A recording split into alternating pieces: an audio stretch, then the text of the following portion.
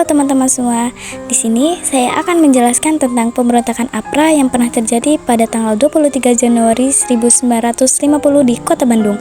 Nah, Raymond Westerling adalah salah satu pemimpin dari pemberontakan APRA yang pernah terjadi pada tahun 1950.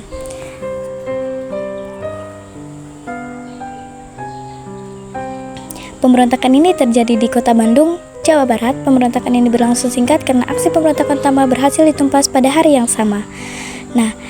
Namun dari kejadian tersebut menyebabkan beberapa dampak yang terasa hingga beberapa waktu setelah itu, seperti kembalinya Indonesia menjadi negara kesatuan Republik Indonesia pada tanggal 17 Agustus 1950. Nah, kita bisa melihat beberapa video singkat yang saya sertakan di video ini. Warga kota Bandung digemparkan oleh satu peristiwa genting. Suara tembakan menyalak di berbagai penjuru kota. 94 pasukan TNI dan belasan warga sipil gugur dalam aksi teror ini.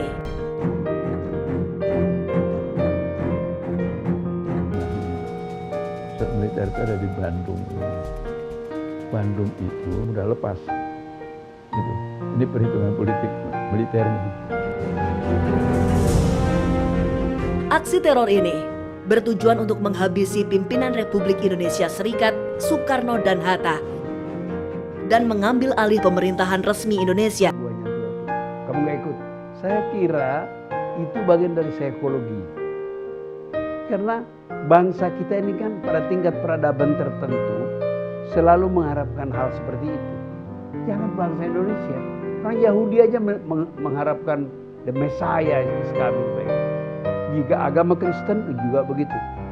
Ya mau saya katakan di sini isu seperti Ratu Adil dan sebagainya itu bukan sesuatu yang khas Indonesia.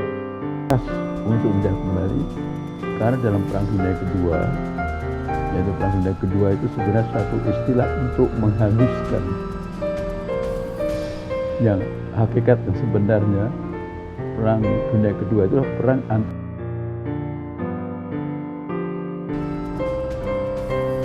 Nah, secara kebetulan gerakan APRA itu ternyata mendapatkan dukungan dari negara pasifik.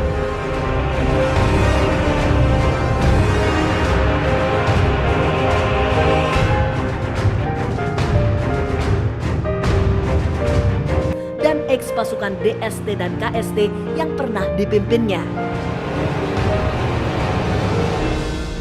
Dan menarik kan, pasukan itu tidak semuanya orang Belanda, kulit putih. Banyak orang-orang keturunan Ambon. Nah, ini menarik lagi. Orang-orang keturunan Ambon yang dipakai Westerling adalah mereka dulu yang diinternir oleh Jepang. Yang dibebaskan setelah Jepang kalah. Dan menurut cerita, orang-orang yang benci betul kepada Republik, benci kepada Soekarno. Sedangkan pengikut-pengikut Republik kan pengikut Soekarno. Mereka merasa Soekarno, menganggap Soekarno itu pengkhianat, kerjasama sama Jepang. Jadi sebagian dendam mereka adalah dendam kepada Soekarno. Mereka tidak berpikir Indonesia, ini pengikut Soekarno. Dan Westerling juga berpikir seperti itu. Westerling bukan nama baru dalam lembar sejarah kelam Indonesia masa itu. Namanya telah berlumur darah dengan sekian teror keji dan pembunuhan. Khususnya di wilayah Sulawesi Selatan pada 1946 sampai 1947.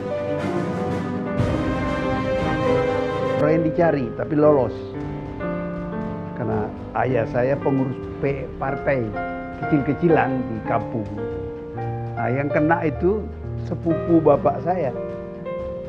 Ya, suka ikut rapat-rapat malam-malam zaman awal Republik. Jadi buat saya Westerling itu penting. Kebetulan saya di Belanda tahun 70, 69-70. Jadi saya cari cara bagaimana ketemu dia dan berhasil. Sehingga sayalah orang Indonesia pertama, wartawan Indonesia pertama yang menginterview Westerling.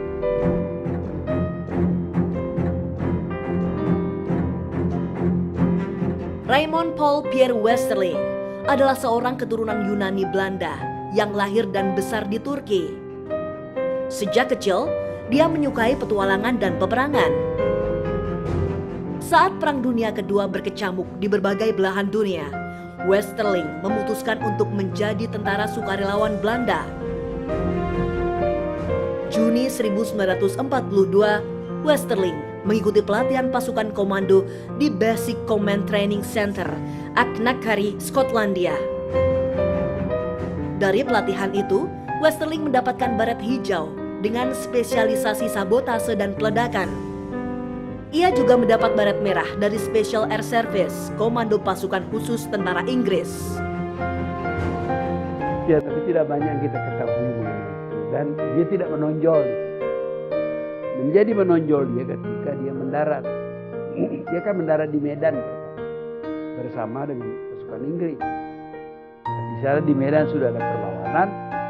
Dia sendiri melakukan operasi, menangkap seorang tokoh pejuang gerilya. Dan dia sembelih. Caranya sadis. Dia kasih makan dulu di rumah itu, kemudian di rumah itu dia sembelih kepalanya, dia bawa ke hotel. Mungkin tidak sakit jiwa, ya mungkin itulah doktrin dia sebagai pasukan komando. Prinsip dia harus dilakukan dengan cara ini untuk membuat orang Indonesia takut. Westerling sendiri tidak pernah mengakui kejahatan yang dilakukannya di berbagai penjuru Nusantara. Dalam beberapa kali kesempatan, dia membela diri dan menyatakan bahwa tindakannya di Sulawesi Selatan adalah bagian dari situasi tidak normal yang harus diselesaikan dengan operasi kemiliteran.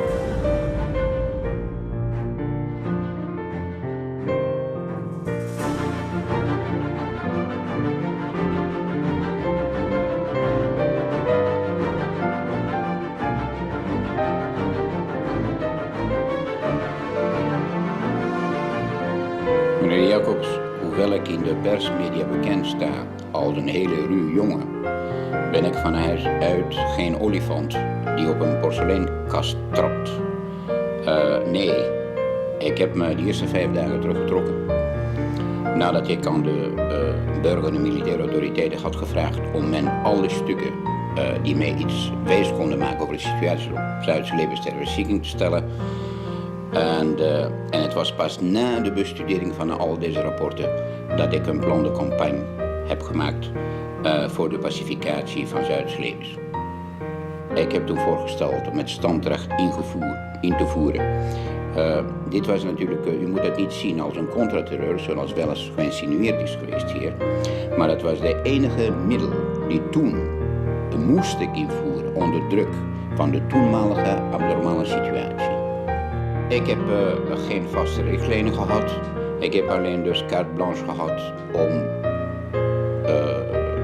mijn plan de campagne op te stellen. Van wie hebt u carte blanche?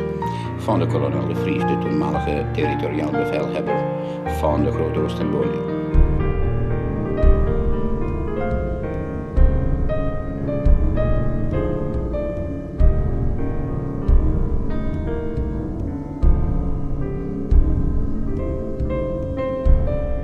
Je kunt geen Oosterse problemen oplossen als je steeds blijft bekeken door een Westerse bril.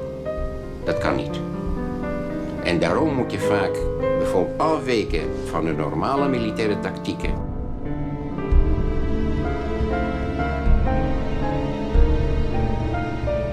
Westerling ini seorang pasukan komando, ya. Jadi tindakan dia bukan tindakan politis, tindakan militer. Jadi dengan menggunakan banyak mata-mata, dia mengidentifikasi orang-orang yang dianggap mengganggu keamanan. Saya dikirim dari itu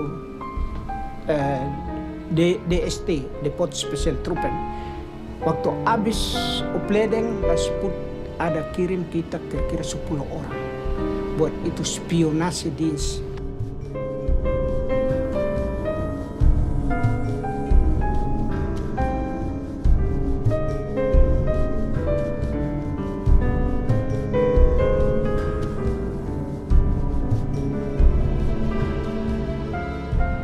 Sebagian besar orang itu dibunuh. ditembak di lapangan. Kenapa ditembak di lapangan? Karena dia ingin menyebarkan ketakutan kepada masyarakat.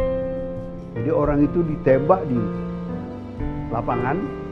Kalau di Parepare, kota saya itu di stand plat bus. Stand plat bus depan Masjid Raya itu pusat kota. Jadi rakyat di kota itu dikerahkan untuk menonton itu.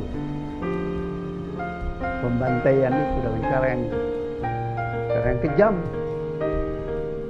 Ngomong tanya dikit ditembak kepalanya di depan orang. Ketakutan disebarkan oleh teror.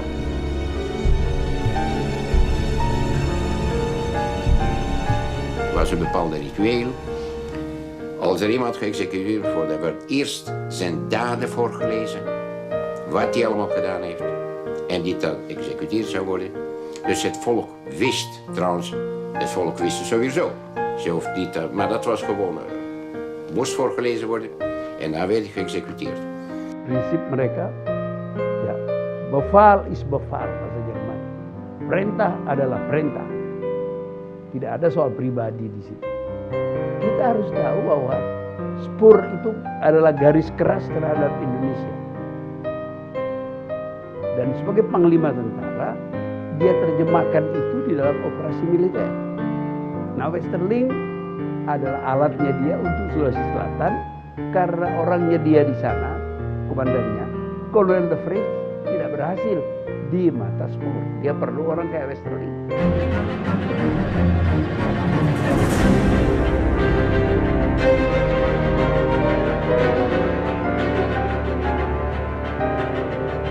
Kekejian Westerling di Sulawesi Selatan memaksa Spur menonaktifkan perwira andalanya itu.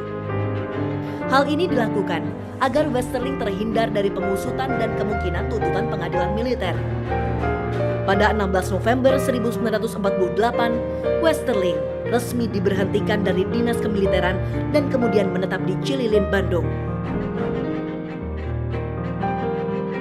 Berbekal 2 truk militer bekas tentara Knel, Westerling membuka usaha jasa angkutan perkebunan yang beroperasi di sekitar Jakarta dan Bandung. Dengan namanya yang terkenal dan pengaruh kemiliterannya, Westerling kemudian memperluas koneksinya di antara pengusaha-pengusaha di sekitar Bandung dan Cianjur.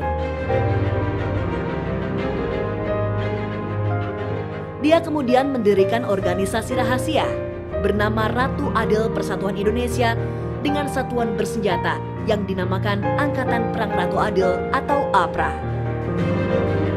Dari usaha jasa angkut hasil kebun ini, selama setengah tahun, Westerling mampu menghasilkan 600.000 gulden atau setara dengan 160.000 US dollar atau lebih dari 2 miliar rupiah dengan nilai tukar saat ini. Pendapatan inilah yang kemudian digunakan sebagai biaya operasional pasukan APRA. Leon Nicholas Hubert Junslager adalah sponsor utama gerakan APRA. Dia membantu Westerling dalam menyediakan dana yang digalang dari sejumlah perkebunan di Jawa Barat dan perusahaan besar Belanda, yaitu Petroleum Maskapi dan perusahaan ekspedisi Koninklijk Paketvaart Maskapi.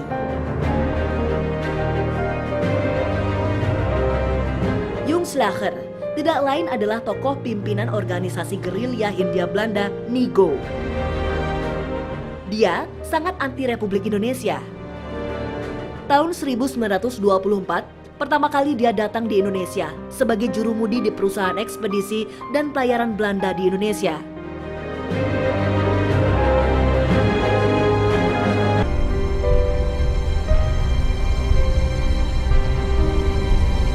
Halo teman-teman semua. Nah, sebelumnya kita sudah menyaksikan video singkat tentang pemberontakan APRA pada tahun 1950 yang terjadi di Kota Bandung, Jawa Barat. Nah, dari cerita pemberontakan itu kita bisa mengambil beberapa hikmah. Salah satunya, 1. Mempertahankan keamanan negara Indonesia. 2. Menanamkan nasionalisme di dalam diri pelajar bangsa Indonesia. Semangat! Bye-bye!